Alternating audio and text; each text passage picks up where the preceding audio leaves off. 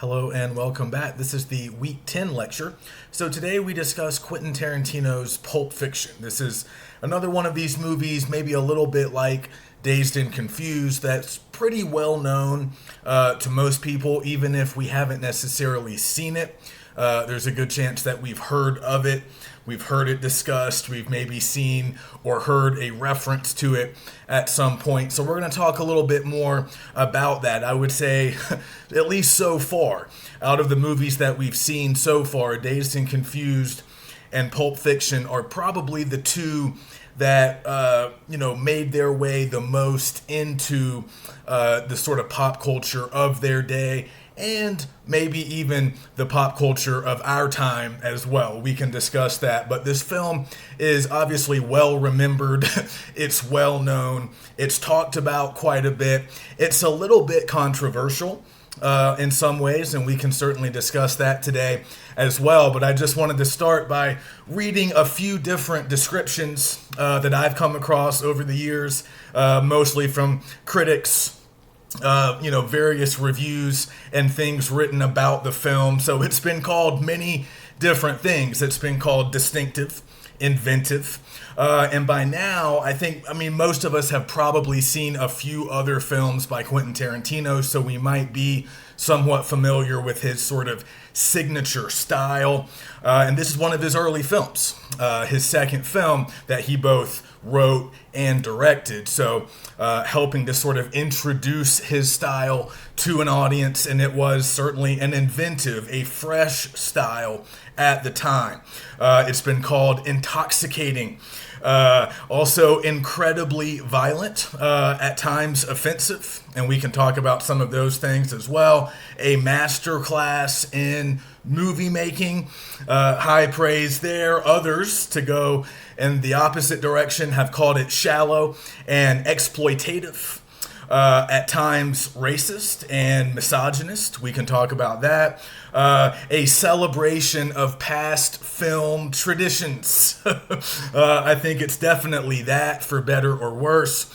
It's been called by some, and maybe some of you have even heard this, it's been called one of the best American movies ever made. It's been called one of the best American films of the late 20th century, and it's often been called one of the most important, one of the most influential American independent films ever made. So like I've mentioned before, and I know I kind of bungled the schedule a few weeks ago when I was talking about it, but here in Week 10, we are embarking on our final unit. So I mentioned this in the Week 10 overview as well. And our final unit is centered largely around Miramax. Not so much the company. We've already talked about this indie production company. It started out as a distribution company. Later, they start producing, and they become sort of a powerhouse in the indie world.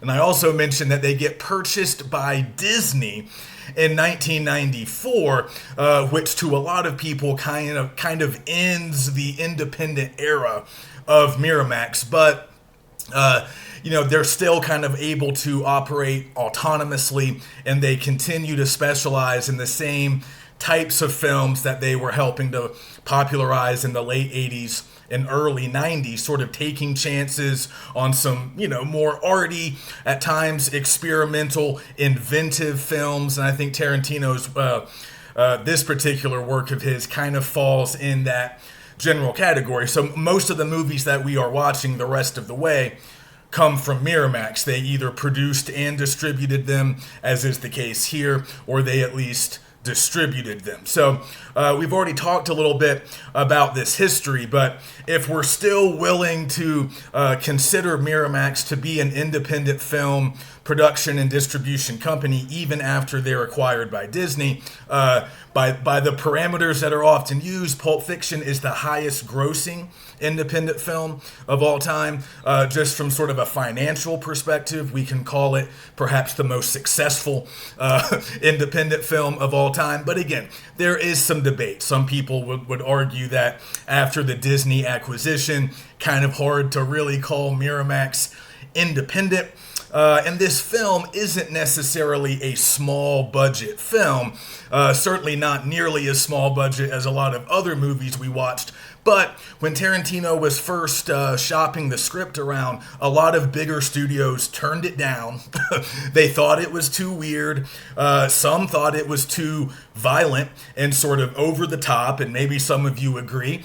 And Tarantino got rejected a lot before finding a home at Miramax. So we can talk a little bit more about that. We don't have to focus on Miramax over these next few weeks. Our focus will remain on the films, but it is sort of a backdrop that we have to deal with. We've already mentioned the Weinstein brothers, including Harvey. Tarantino has a personal relationship with him.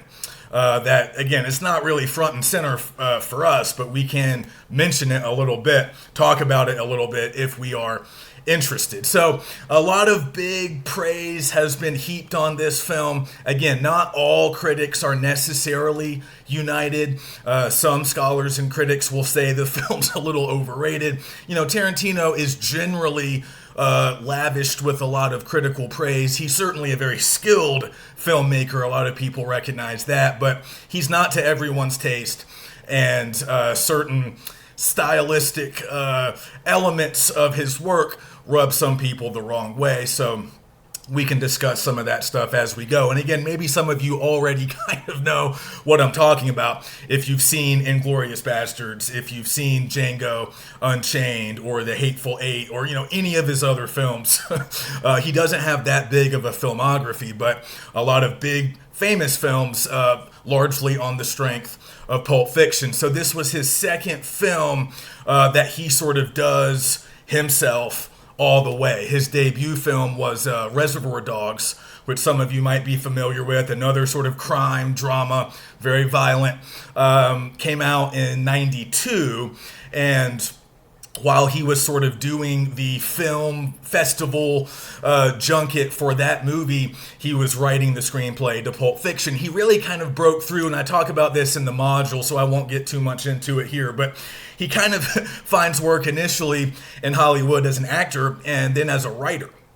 So he sells a couple of screenplays right before his directing career takes off. So he writes the screenplays to True Romance, which was directed by Tony Scott, the brother of Ridley Scott. Came out in 93. Some of you might be familiar with it. It has Christian Slater in it. Rosanna Arquette, I believe, or I might actually be getting that wrong. It might be Patricia. Rosanna Arquette is in Pulp Fiction. It might be her sister that I'm thinking of, James Gandolfini, the future Tony Soprano. But anyway, True Romance comes out in 93. Tarantino wrote that screenplay but did not direct. And then he also wrote the screenplay for Natural Born Killers, directed by Oliver Stone. Pretty famous movie starring Woody Harrelson. That came out in 94, the same year as Pulp Fiction. But I think Tarantino just got a story credit on that, because his original screenplay was revised very heavily before shooting started. And he kind of distanced himself from that film, which was very controversial when it came out, saying that, the finished product really wasn't what he had written. So he kind of breaks through a little bit as a writer. With Reservoir Dogs, he writes, directs, and also acts in a small role, which he also does in Pulp Fiction. But when Pulp Fiction comes out in 94, he's not a household name. He had gotten some attention from Reservoir Dogs. Doesn't really win a lot of awards, but it is written about. Critics notice it. It plays at a lot of festivals. It gets some press. But it's Pulp Fiction that really sort of makes him a breakthrough star. So a lot of things that we can talk about. One of the most celebrated parts of the film is probably the ingenious plot construction that we see here. And it's kind of a signature trait of a lot of Tarantino's films.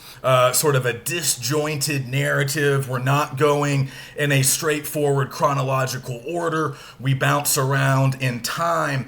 And here in this particular film, we really have three distinct storylines. And I want to go through each one of them. I think it's important to keep these straight as we're watching and analyzing. And there's really 7 distinct narrative sequences. that take place throughout the film, but we can really identify three narrative threads that are really all sort of self-contained, but they interlock, they overlap, they sort of are intertwined in interesting ways.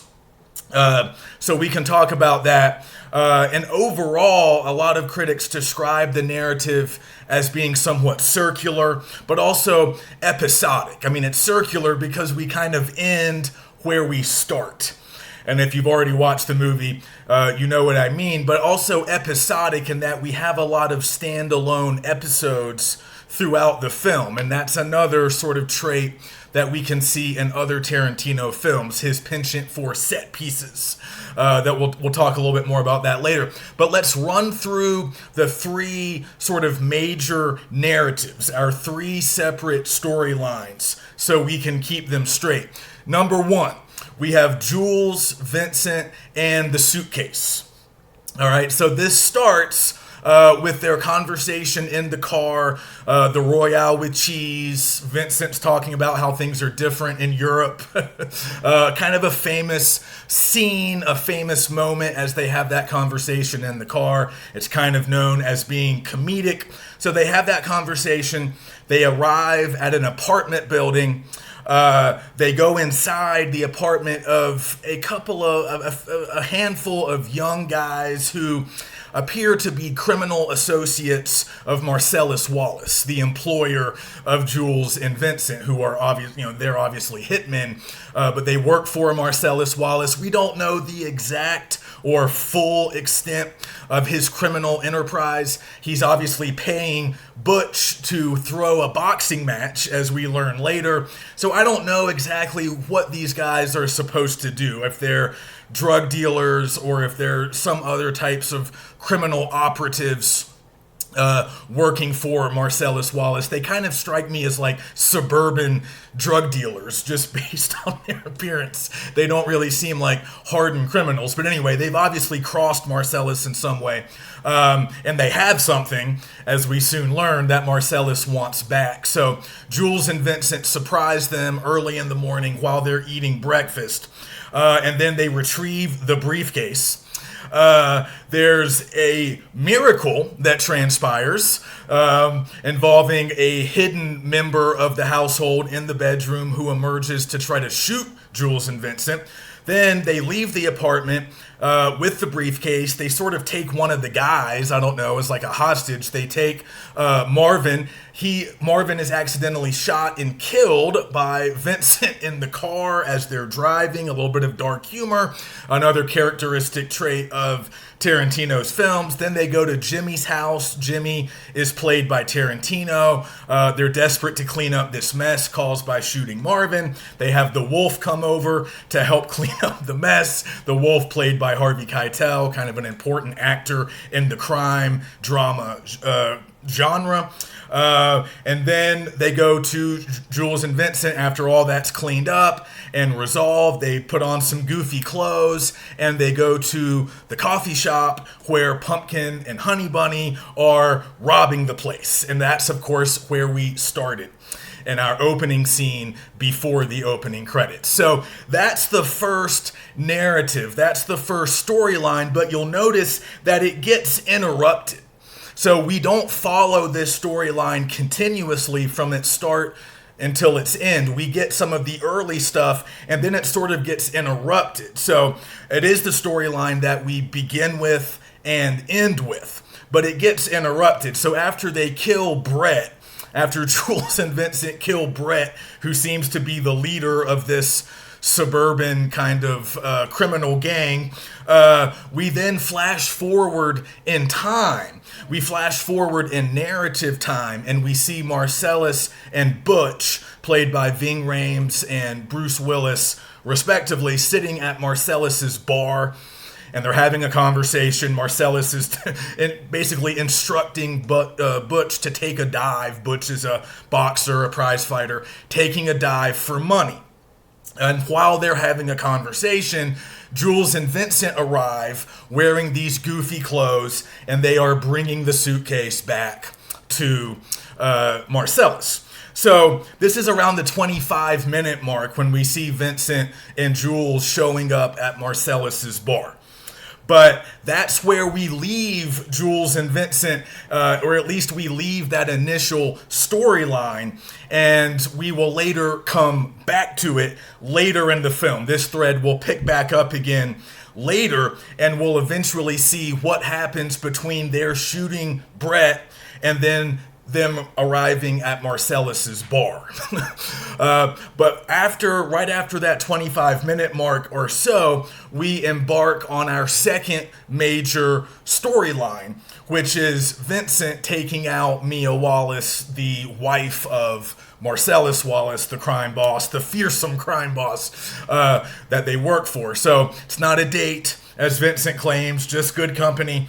But this is our second storyline, and we pick up with it, I think, right after we leave Marcellus's bar. And at this point, we see Vincent going to buy heroin, uses heroin, goes to pick up Mia. They go to dinner at Jackrabbit Slim's, which is a sort of 50s themed restaurant where the waiters dress up like Buddy Holly and Jane Mansfield and other famous pop culture figures from the 50s. You might spot Steve Buscemi playing one of the members of the waitstaff. So that scene at Jackrabbit Slim's is pretty famous. Vincent and Mia dance, kind of an iconic scene that we'll mention a little bit more later. And then later on, after dinner, Mia overdoses on the heroin. She mistakes it for cocaine. She's near death. Vincent takes her to the drug dealer Lance's house, and they give her the adrenaline shot to revive her. Then Vincent takes her home, and that's the end of their evening. So that's the second storyline. And then our third storyline centers around Butch Coolidge, the prize fighter played by Bruce Willis. He's ultimately going to be on the run after refusing to take the dive, as he agreed to do with Marcellus. So remember, we get introduced to this third thread pretty early in the film, right after Jules and Vincent shoot Brett. But this thread doesn't get picked up until later in the film. So I think this gets picked up at the 1 hour, 2 minute mark. Okay, so after the Vincent and Mia segment concludes, we pick up with Butch at the 1 hour, 2 minute mark. And we begin with a flashback to his youth. And then we stay with him as he ultimately, kills the guy that he's boxing against, and then he's on the run. Marcellus is trying to get him. He's taken his girlfriend with him, but he has to go back to his apartment to retrieve his beloved watch that we learn about in that flashback scene. He encounters Vincent in his apartment. He kills Vincent. I'm sorry if I'm providing spoilers, but you hopefully have already seen the movie. And then he has this sort of nightmarish encounter with Marcellus and some redneck leather enthusiasts at a pawn shop. He and Marcellus are able to escape, and ultimately Butch and his girlfriend ride away on Zed's chopper. So that segment that narrative segment or that particular storyline ends at the 1 hour 51 mark. And then we return to our first narrative thread with Jules and Vincent and the suitcase, which means we're going back in time, of course, because by the time we get to the end of Butch's narrative, we know that Vincent is dead. But we're going back in time to see what happened in the drug dealer's apartment after they kill Brett. So that's where we see the miracle. That's where they accidentally kill Marvin in the car, and then the whole cleanup stuff, and then that sort of climactic moment at the coffee shop where their paths intersect with Pumpkin and Honey Bunny. So again, circular. We end up where we start. We have these three standalone narratives, but they interlock and they overlap in some interesting ways. And of course, they feature many common characters. So A lot of people noticed the ingenious plot construction that was certainly written about and talked about a lot. But I think just for the purposes of our future work, we just need to keep those three storylines straight, and we might want to notice some other ways that they cross and intersect. But in addition to the plot, the film is also pretty well known for its graphic violence, including a graphic rape scene. So I do apologize if the violence is a bit much for some of us, and I hope you guys feel free both, at any point as you're watching it, if you're returning to it, you can always fast forward, skip over some scenes that you find objectionable. But yeah, I mean, a lot of violence, pervasive drug use, constant profanity. So yeah, to some viewers, perhaps a little bit offensive, pushing the envelope, perhaps. But we have to talk a little bit about Pulp Fiction, which is something we're going to define in a moment. We're going to talk about pulp magazines as we start to discuss Tarantino's influences. But what we need to remember about Pulp Fiction as a sort of larger genre, as a body of work that predates this movie, is it's supposed to be lurid, melodramatic, sort of sensationalized. Lurid just means vividly shocking. So that's what this kind of fiction, that's what this kind of subject matter is supposed to be, sort of traditionally.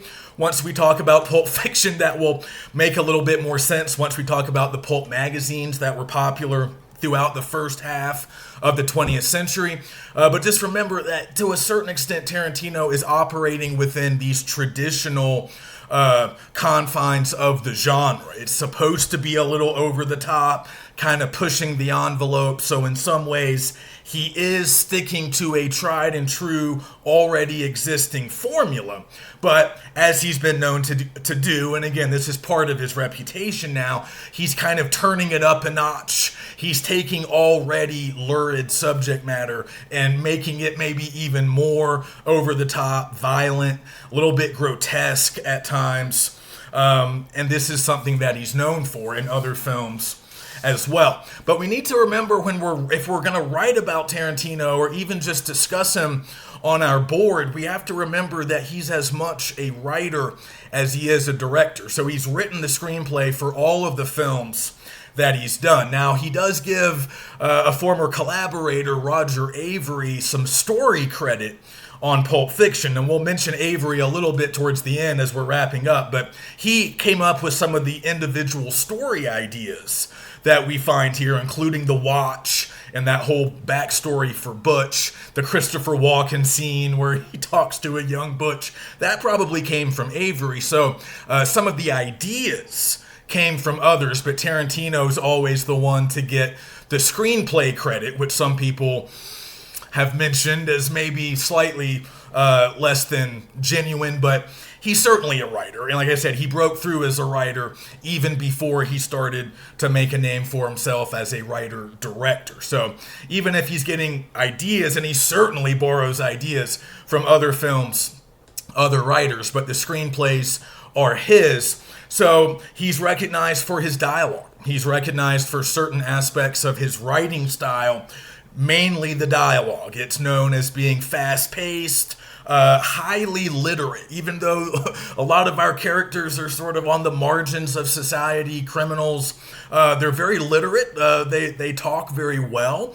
They're almost eloquent, and we spend a lot of time listening to them talk. Tarantino likes a lot of dialogue. It's witty dialogue, sometimes downright funny, but another thing that we have to acknowledge, and I think it's very much on display in Pulp Fiction, over the years, some critics have pointed out the fact that a lot of Tarantino's language is sort of laden with racist and misogynistic word choice and slurs.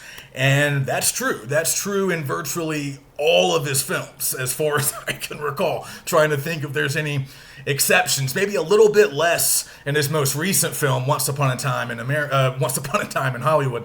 But yes, that is a charge that has been leveled, and it's probably fair. And we have to remember, like with all these films that we've seen, it does come from a different era. So this film comes out in 94, we have to sort of ask ourselves, has it aged well? Has some of the language aged well?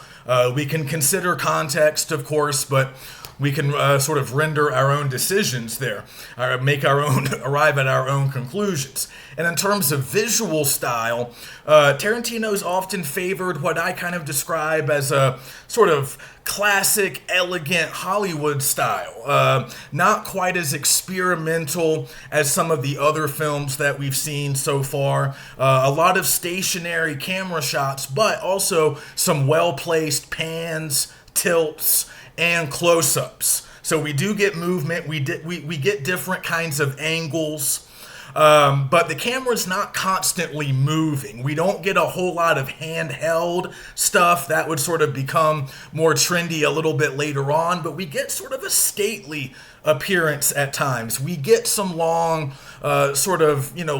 long-lasting shots. Nothing like Jarmusch, but a little bit more of a sort of classic style when it comes to framing and camera movement, and also just the overall pacing of the film. It's kind of a leisurely paced film at times. There's obviously action.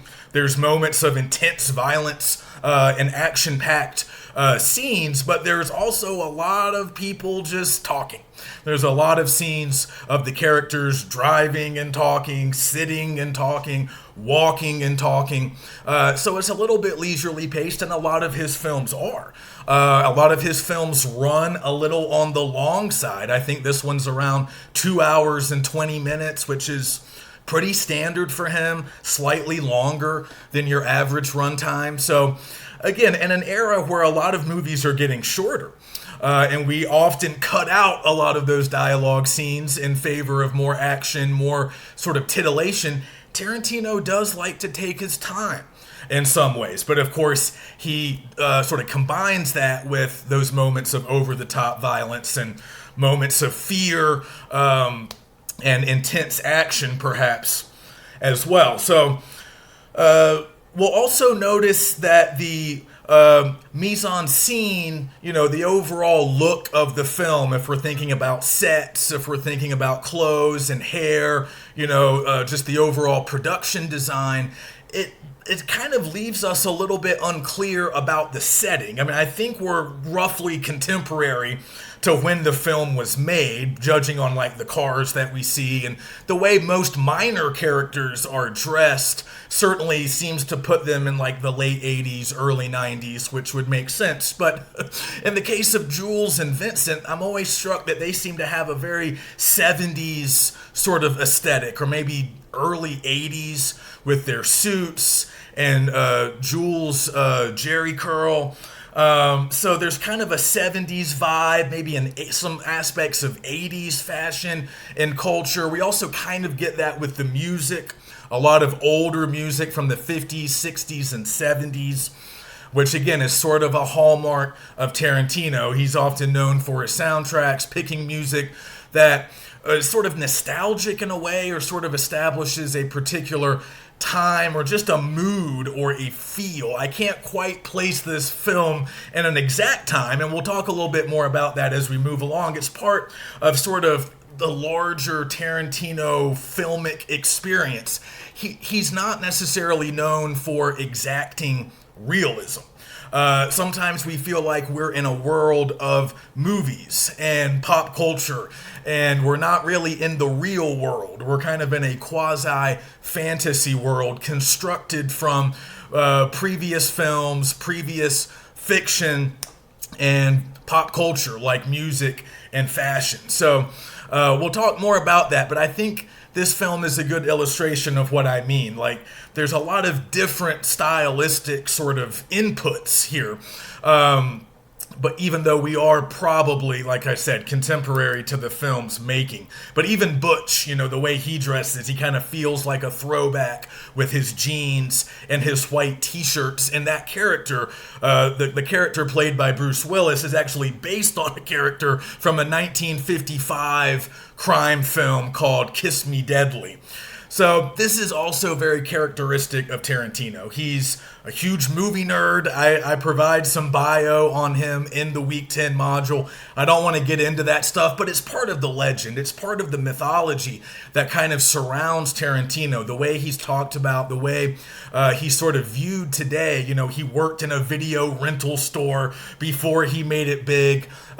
He loves movies, particularly sort of obscure genre films from like the 50s, 60s, and 70s. So if you've seen Kill Bill, you know that that's very much a loving tribute to Kung Fu movies. And Inglourious Bastards is kind of a tribute to, you know, B-war movies. And, you know, he's done this with almost all of his films, whether he's kind of paying tribute to Westerns or war movies or the sort of classic era of Hollywood. He's always sort of working with historical source material. He's known as a little bit of a film historian, somebody who has just watched an incredible amount of movies, so he's able to draw on that extensive body of knowledge. Now, some of his references go right over his viewers' heads because a lot of us have not seen Kiss Me Deadly from 1955. And if you haven't, you might not notice the parallels that Butch shares with the lead character in that particular story, but it doesn't matter. You can appreciate the character and the story even without knowing some of the influences. But it is interesting to think a little bit more about Tarantino's influences, and they are legion. But in our final chapter from Pearson, what we're reading this week, Sons of Mean Streets, he talks a little bit about this. He only mentions Tarantino at the beginning of that chapter, just kind of in passing. But he makes an important point that I think is sort of instructive for us this week. He's talking about the influence of Martin Scorsese, who we've mentioned, at least in passing, a pretty famous American director, still working today. But he sort of broke through in the early 70s with some gritty crime dramas, and that's still probably the genre that he's best known for working within, even though he's made other kinds of films as well. But his 1973 film, Mean Streets in particular, has been very influential, and Pearson mentions that a lot of filmmakers of Tarantino's generation really admired Scorsese and tried to emulate him both in terms of style and subject matter. So Mean Streets starred Robert De Niro, a young Robert De Niro, and Harvey Keitel, who also appears in Pulp Fiction and also appeared in Reservoir Dogs, Tarantino's first film. And it was, you know, kind of shot on a relatively low budget. You know, it was before Scorsese had become a household name. And as Pearson mentions, a whole nother generation of mostly male filmmakers were inspired by just the general mood and style and atmosphere of that film. Just the whole sort of gangsters toting guns atmosphere, but also a rock and roll soundtrack. A little bit of on-location shooting in Little Italy in Manhattan, which is where the film was set. But I think Pearson mentions this maybe. Interestingly enough, a lot of Mean Streets was filmed in Southern California just because it was cheaper to shoot there. And Scorsese, again, didn't have a huge budget for that film. So Tarantino is influenced by that particular film. Again, young male characters, violent, but kind of stylish. Very elegantly shot, that emphasis on sort of pop culture, rock music, whatever. So he's taking some visual and verbal cues from Scorsese, even some of the character types, like De Niro's character is kind of a loose cannon, unpredictable, and then Keitel's the nice guy, kind of trying to navigate. But they get in trouble with the mob, and again, we're in Little Italy. It's very much East Coast, organized crime, the kind of worlds that we would see in films like The Godfather, later Goodfellas by Scorsese. But, Tarantino's doing something a little bit different. And Pearson mentions that because Tarantino was West Coast based, Pearson, perhaps thankfully for us, does not cross paths with Tarantino. So we are spared another chapter where Pearson is going to air grievances and talk about how much he helped these filmmakers. He doesn't have any direct dealings with Tarantino, but he mentions other directors in that chapter, like Nick Gomez, who came out with a crime drama in '92 called The Laws of Gravity, that was very much a sort of inheritor of the Scorsese tradition, set in New York City, two characters that seem to be directly based on the De Niro and Keitel characters from Mean Streets. I mean, almost exactly. And it was a pretty successful film in its own right, and I think Pearson was involved in that particular film, helping to get it sold and distributed. But he kind of makes the point that there was a whole East Coast group of young male filmmakers who were really emulating Scorsese, and those are some of the guys that Pearson worked with. But Tarantino out in California was sort of doing a little bit, something a little bit different, still influenced by Scorsese, but his crime world is distinctly Californian, not New York like Scorsese. It's more diverse.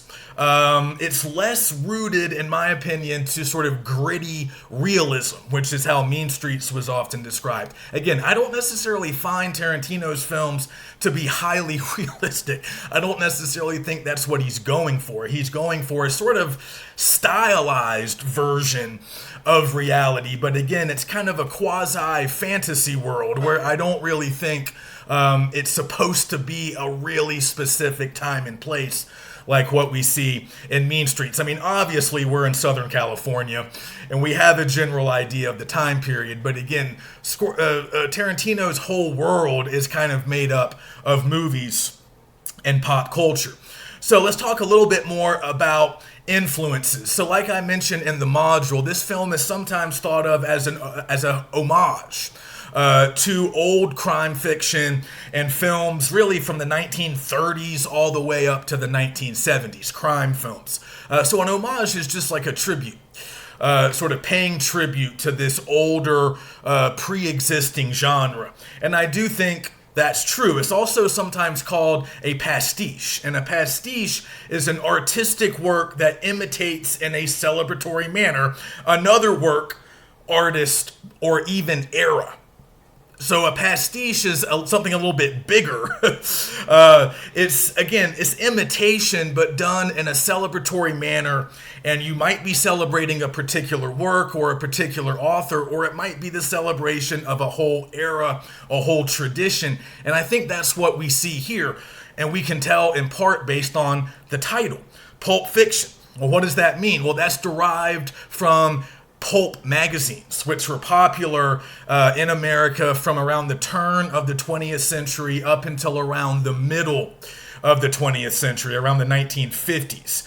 So these were cheaply produced magazines, and they got their name from the cheap pulp paper that they were printed on. So they were frequently called pulps or pulp magazines. And the short fiction that was featured in these was pretty varied. You would find a lot of crime fiction, but you would also find some science fiction, some like sort of fantasy, horror. A lot of different genres were represented, but a lot of the stuff that we remember was sort of crime themed. And a lot of this stuff sets the template for the kind of hard-boiled film noir style that some of you might be familiar with, even if you haven't seen a lot of these kinds of movies or read a lot of this kind of literature. The style has kind of seeped into our consciousness and our pop culture, I would argue. So a lot of gangsters, private eyes, fedoras, it's raining, black and white, femme fatales. Sometimes the stories would center on criminal characters like Jules and Vincent, who were doing various criminal activities. Other times the centerpiece might have been a private eye or some tough cop, trying to solve a crime. So like, Raymond Chandler worked within this genre with the Marlowe character, a private eye, Dashiell Hammett.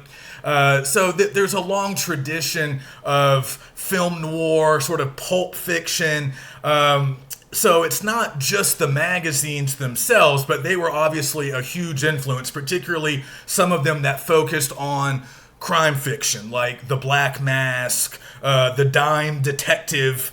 And these were often thought of as being kind of low quality and lurid. Again, that word, sort of shockingly vivid, often sort of titillating, featuring sort of sensationalized subject matter, stuff that might not have been thought to be appropriate for a lot of audiences, but of course, popular and pretty easy to read, and again, cheap.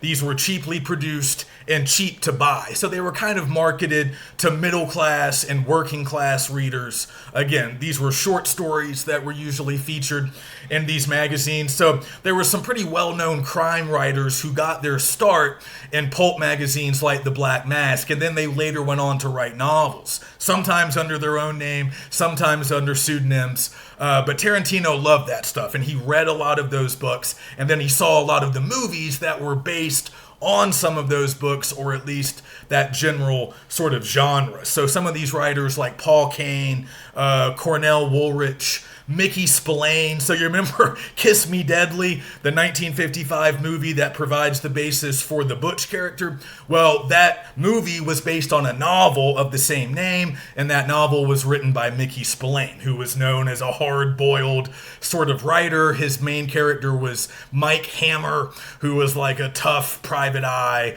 type guy. So that's the world that we're in.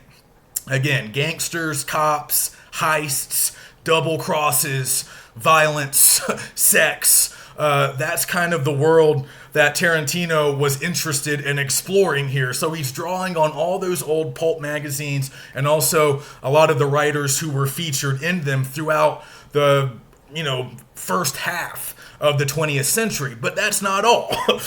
His influences go beyond that. He's also taking cues from what would have been more contemporary crime fiction from the vantage point of the 90s. So crime fiction from the 60s and 70s. So, stuff from writers like Donald Westlake, Elmore Leonard, who's one of my favorites. I wish I could teach him more often. But Leonard wrote a book called Rum Punch, which served as the basis of Tarantino's film Jackie Brown, which came out in '97. That was his next film after Pulp Fiction. So Tarantino has spoken on the record about his love for Elmore Leonard, and I agree with him. So he's worked with Leonard's stuff on multiple occasions, and then also directors like Don Siegel, Martin Scorsese, and Stanley Kubrick, who were all making sort of more modern noirs, film noirs in the 60s and 70s. And that term, film noir, is kind of a broad catch-all term. It's actually coined by French film critics after World War II, who noticed kind of this dark, violent style of American movie that was coming out after the war. So really, when the term was coined, it wasn't referring so much to a specific genre as it was to a style. Again, sort of heavy use of shadows, sort of a lot of down and out or marginalized characters, violent or lurid plots oftentimes, not always strictly crime-centered, but a lot of them were. So sometimes film noir and like hard-boiled crime fiction are sort of thought of as interchangeable. I would argue that film noir doesn't always have cops and gangsters. Sometimes it can operate in other genres, but good enough. I mean, as long as we have a general idea of this kind of fictive universe that we're talking about, because Tarantino's drawing heavily on these books, these movies, and again, he's seen a lot of these movies and read a lot of these books from the 30s, 40s, 50s, all the way up through the 70s. So he's drawing on all of these different influences. In fact, he's got some influences from outside the U.S. as well. He is a big fan of the French New Wave, which was, a group of influential French filmmakers who were working mostly in the 60s, but they were very influenced by American film, particularly film noir. So Jean-Luc Godard and his film A Band Apart is another influence for Tarantino. In fact, the dance sequence with Vincent and Mia is based on a scene from that particular French film, A Band Apart. And A Band Apart is also the name of Tarantino's production company, so he's obviously a big fan.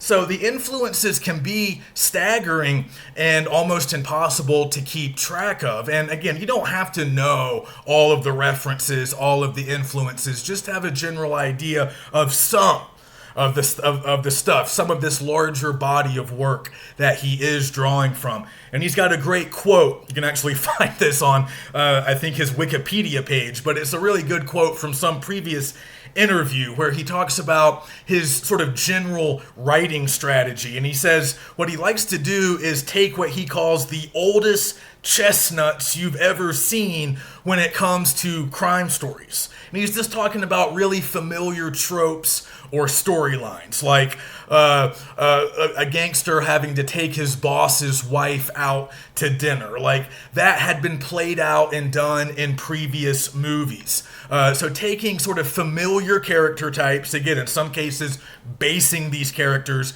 on older characters, taking familiar storylines, familiar crime drama tropes from all of these previous generations of crime fiction. But then, in his words, he wants to make them go awry. So he wants to take these familiar tropes, these familiar character types, and then put them in unfamiliar situations. So he says what he kind of likes to do is to put these sort of quintessential, crime, sort of stock crime figures in sort of mundane, everyday situations. And we see that play out here. So like when they have to clean up the dead body in their car, Jules and Vincent, they go to Jimmy's house. Jimmy, again, played by Tarantino, but they're in this very sort of suburban, residential setting. They're very out of place. They have to get everything cleaned up before his wife gets home from work. And then later they put on those goofy clothes as instructed by the wolf, the cleaner, and the clothes are then, I think, supplied by Jimmy. So that's where a lot of the humor comes from in the film, this juxtaposition of like classic tough guy characters or classic crime movie situations combined with something out of left field, something unexpected, like the goofy clothes. Something unexpected happens to make this familiar situation or this familiar character seem a little bit less familiar, or at least we're doing something different with these familiar elements. And again, that's largely what Tarantino's been doing throughout his career, taking a lot of prototypes, taking a lot of pre-existing templates that are at least generally familiar to anyone who's watched a fair number of movies, and then doing various things with them, either making them more sensationalized, pushing them a little bit more over the top, making them funny. These are some of his signatures. He's also a master of what we can call set pieces. So I mentioned this before. A set piece is a self-contained passage or section of a novel or movie that's sort of arranged in a very particular way and designed for maximum effect. So if you've seen any of his other films, you might have noticed that he can create really tense, very at times, frightening and very engrossing sort of standalone moments. These set pieces, they are self-contained. They're obviously part of a larger narrative, but they can sort of be appreciated on their own. So one example I would provide, and you guys can certainly find a lot of others, but the scene at the young criminal's apartment, when Jules and Vincent arrive, interrupt their breakfast, that's sort of what I mean by a set piece. It starts out kind of funny, and again, we know something bad is going to happen to these guys, but we don't know exactly what. We don't know what Jules and Vincent are there to get. And though we might suspect that they're going to kill these guys, I don't know if that's a certainty necessarily. But as the scene progresses, the tension kind of ratchets up. But there's also humor, sort of dark humor, we might say. So that's kind of a set piece, an extended sequence that's pretty well known could be that entire sort of opening sequence that we see with Jules and Vincent, the first part of their storyline, as they have the Royale with cheese conversation in the car, go to the apartment building. They have that conversation about Marcellus and Anton and what happened with Marcellus's wife and all of that as they're sort of going up the elevator, walking down the hallway. Again, there's a leisurely paced quality to all of that. We don't cut right to them at the guy's door. It takes us some time to get there. And we listen to Jules and Vincent talk. We listen to them talk, and we get a lot of character development, even though some of what they're talking about isn't directly pertaining to the plot, but we learn about these guys. We listen to them, we watch them interact, we learn a little bit about their relationship. So again, Tarantino is one of these filmmakers who's known for just sort of letting his characters talk a lot. Some people like that. Some people find it to be a little tedious at times. I think it depends on whether or not you like his writing and whether or not you like his characters, because we certainly listen to them a lot. But again, we get in these set pieces, we get a lot of tension. We get that sense of dread. And then in some of these sequences, even when it doesn't seem like a lot's happening, even when it seems like a kind of mundane event or just two people talking, we're actually learning a lot. The plot might not always necessarily be advanced, but we're getting a lot of characterization. We're getting a lot of character development. And I think his characters are one of Tarantino's big strengths, and some of the performances that he's able to elicit from his cast is probably another one of his strengths that we can mention again. And I think that's mostly what I had on content. Oh yeah, well, let's mention the MacGuffin. This is a term from film criticism that you guys may have heard before. I mentioned it in the module. A MacGuffin is just an object or a device in a movie, or it can also function in literature, that serves as a trigger for the plot. So if you guys have watched any of Hitchcock's movies, he always had, well, not always, but often has a MacGuffin. So these are like significant objects to the plot of a movie, and they'll be significant to the characters in the movie as well, but the object will be insignificant in and of itself. If that makes sense. Insignificant in and of itself, meaning that it, like, the thing itself doesn't really matter. We don't have to know that much about it. We don't have to even know exactly what it is, which I think is the case here in this particular film. What's in the suitcase? Is it gold? I mean, based on the way it's shining and the way, like, it's giving off light, it seems like it might be gold. Some people speculate it's like gold bars. And also, if you saw Reservoir Dogs, you might notice that it's the same suitcase, or at least it's supposed to be. It's the same suitcase containing the same kind of treasure or valuables that was also featured in that film by Tarantino. So, but again, the suitcase itself doesn't really matter. What's inside the suitcase doesn't really matter. It just, all that matters is that the suitcase is important to Marcellus, which means in turn, it's important to Jules and Vincent. So it's a MacGuffin. It's sort of, it attracts a lot of audience attention, but its only real function is to keep the plot moving. So that's a great example of a MacGuffin. We also have a soundtrack that was pretty celebrated upon the film's release.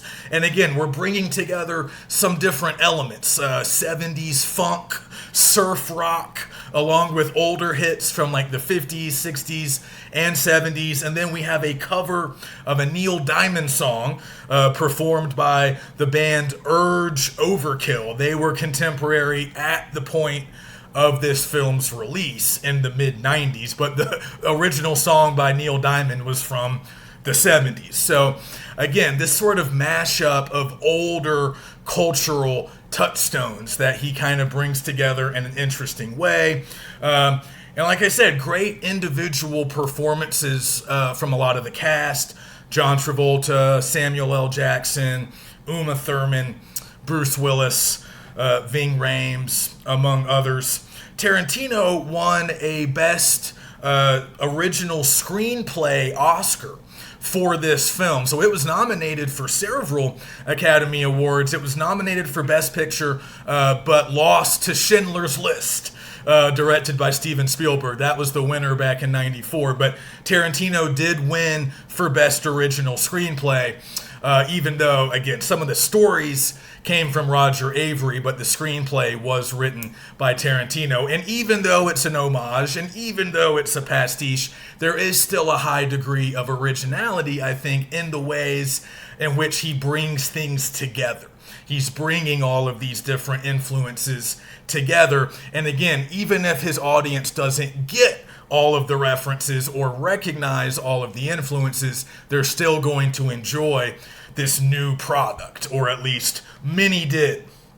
But again, the whole Roger Avery thing, and Avery later went on to be a filmmaker as well, that sort of did create a little bit of controversy. But as I mentioned before, this film was produced and distributed by Miramax. And if I'm getting this right, this was the first film that Miramax did after being acquired by Disney. So again, some people say that's sort of the end of American independent cinema, sort of as we knew it previously, but that's very much up for debate. And we've already noticed that other companies went the way of Miramax. Like, Miramax was not the first indie studio that eventually got bought by a much larger studio. That was already beginning to happen. And we've also noticed that bigger studios were already establishing sort of art house divisions or indie film divisions. Pearson even ran one himself, Islet. And he was tasked with finding indie films and buying them so they could then distribute the film. So, you know, it's up to you to decide if Disney buying Miramax kind of changes your perception of this whole notion of independent film. But this is the first movie they produce and distribute after the Disney acquisition. So that's just kind of an interesting bit of trivia.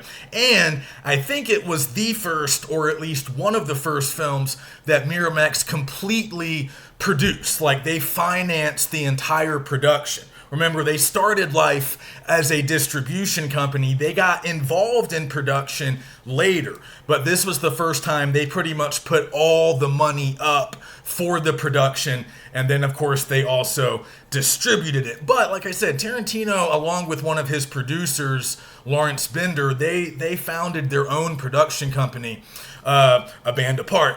But I'm not sure how much money they actually put up for this. The majority of the money came from Miramax.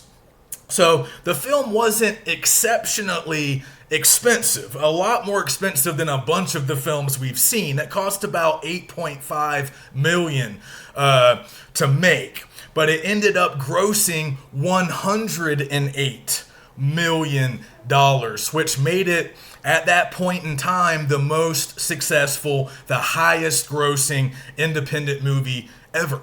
And it became the first indie film to ever gross over $100 million. So it was obviously doing things that no independent film had ever done. It reached a huge audience. It created sort of an uproar. I mean, people were talking about it, whether it was praise or condemnation. Again, a lot of critical praise, but a lot of people were turned off by the violence and some of the language. Again, that graphic rape scene. I mean, there's definitely some stuff that earned Tarantino the label of sort of a rabble-rouser. He's just trying to shock us, you know, and some people still kind of maybe view him that way. But certainly it put him on the map, and it was a gigantic success. Just to wrap up, talk a little bit about the actors, I guess. Helped to make Samuel L. Jackson and Uma Thurman big movie stars. They had already been pretty familiar actors up until then, but this increased their visibility tenfold. And it kind of is known for reviving the careers of John Travolta and Bruce Willis. Travolta, of course, had rocketed to stardom back in the 70s with Saturday Night Fever and Welcome Back, Kotter, but he had kind of fallen on hard times in the late 80s and early 90s. He wasn't getting cast in a lot of big movies anymore, and this really helped to kind of put him back on the map. And even Bruce Willis, who became a star in the 80s with Moonlighting, and then he was, of course, in Die Hard. But by 94, he was on a little bit of a losing streak as well. He had been in some big box office flops in the early 90s, and people were already kind of starting to write him off as a one-trick pony, a kind of fading action star, which, if you think about it, kind of makes him perfect for Butch, kind of a fading boxer, desperate for one last score. So it kind of helped to revive his career as well. And it helped to really introduce some indelible images and catchphrases, really, to pop culture. Things that you might see in, like, film tributes, or you might see it in some kind of montage, or if you ever watch one of these shows that's, like, about the 90s, you know, that sort of explore the pop culture of the 90s. You're going to see some scenes, and you're probably going to hear some lines from Pulp Fiction. You know, lines like "Pop a cap in their ass," "Get medieval on your ass," "Royale with cheese." A lot of that stuff, it kind of became catchphrases. Like that stuff would get parodied on late night TV of the 90s. It was just kind of everywhere. It kind of permeated the culture. That scene of Vincent and Mia dancing at Jackrabbit Slim's, also, of course, very famous, and even drawing a little bit on Travolta's own past. I mean, that scene, it was based on the French New Wave film, A Band Apart, from the 60s that Tarantino liked, but also John Travolta was a dancer. He had a background as a dancer, so he's actually a very good dancer, as is Uma Thurman, which makes the scene work. Jules eating the big kahuna burger, like those images, those moments really sort of have a lifespan and a currency that might even exceed the film itself. So you guys might want to think of some different times or places where you've seen references to the film, or where the film's kind of shown up in other texts, because it is still talked about a lot. And like I said, more than any other film we've seen so far, this one really probably has become an essential part of our pop culture, even today, even, you know, over 25 years later. I would argue the only other film that can really rival its place in pop culture is probably Dazed and Confused. Another film where, even if you haven't seen it, you've probably heard of it. Maybe you've seen the cover, you've heard about it, you've heard people talk about it. So it's out there. It exists in our culture even today. So it's always interesting to reevaluate films that were very popular between 25 and 30 years ago to see how they've aged.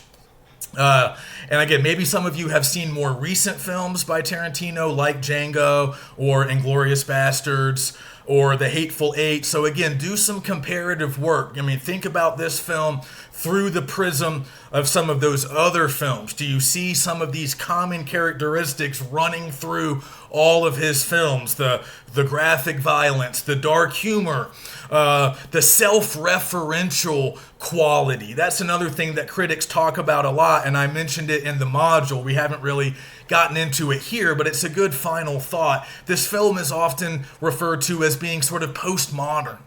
And that's a notoriously slippery term, but the reason a lot of critics, think of it that way is for the reason I was describing earlier. Tarantino isn't really drawing on real life. He's not drawing on super realistic scenarios. Instead, he's drawing on previous movies and fiction. He's drawing on all of this older pulp fiction, all of these older crime fiction traditions. and he's sort of cherry picking his favorites, his favorite characters, his favorite tropes, those chestnuts that he mentions, taking all the old chestnuts that we've all seen before in some kind of crime movie or some kind of, pulpy paperback or magazine. So he's drawing on sort of a collective knowledge. It's interesting to think about because, again, not every single audience member needs to be familiar with the Black Mask magazine or the books of Mickey Spillane. I mean, when I first came to Pulp Fiction, I didn't know any of that. My dad was sort of more familiar. He helped to fill it in, but I didn't know any of that. A lot of Tarantino's younger audiences didn't know any of that. They were responding to his style and his sort of inventive spin on all of these pre-existing tropes and character types and situations. So for that reason, because his world, his sort of whole diegesis here, the whole world of the film seems to be constructed of older films and older books, not the real world. Some people think of it as being sort of postmodern in that it's very self-referential. It's almost kind of aware of itself as a movie, as an homage to older other movies and books. And that's increasingly common. We see those kinds of moves getting made a lot with films and books today. So again, that's something that Pearson's, is similar to what Pearson's talking about in his chapter about the long-term influence of Scorsese showing up with these East Coast crime fiction guys. Well, Tarantino's influence has a kind of similar spread and effect. So I mentioned this, at least in passing, in the module. After Pulp Fiction, we have a lot of imitations. We have a lot of other crime movies that come along, and they try to recreate the rapid-fire dialogue, the graphic violence, the disjointed plot, the separate storylines that intersect in interesting ways. And a lot of those films just, a lot of them aren't very good. I think certain aspects of his style remain with us today. In our discussion board, I'm encouraging you guys to think of some parallels, think of some films or filmmakers who seem to, at least in some ways, be influenced by Tarantino because, his influence was what reached very far and wide. But again, it's part of a larger trend, this postmodern, self-referential trend. It's not just Tarantino. He wasn't the first. Increasingly, throughout the 90s, we get a lot of movies that are sort of celebrating their own moviness. They're celebrating their function as a work of cinema. They're lovingly, drawing on previous films, previous styles. So, Tarantino's fitting into a larger cultural movement, but he's also an innovator and he's influential, and I think we can still see that influence today. So we can talk a little bit more about that. We can get into some more detail, hopefully, on the discussion board. And then next week, we will stay in 1994 and we'll watch Clerks by Kevin Smith, which will have a lot of callbacks to Go Fish. And in hindsight, I probably should have made those films back to back. I just sort of randomly assembled my 394 films. I see now I should have put more thought into that, but we'll get to Clerks. That's next week, and that will continue the rise of Miramax. Okay, so get in touch with me if you guys need anything, and otherwise I will see you next week.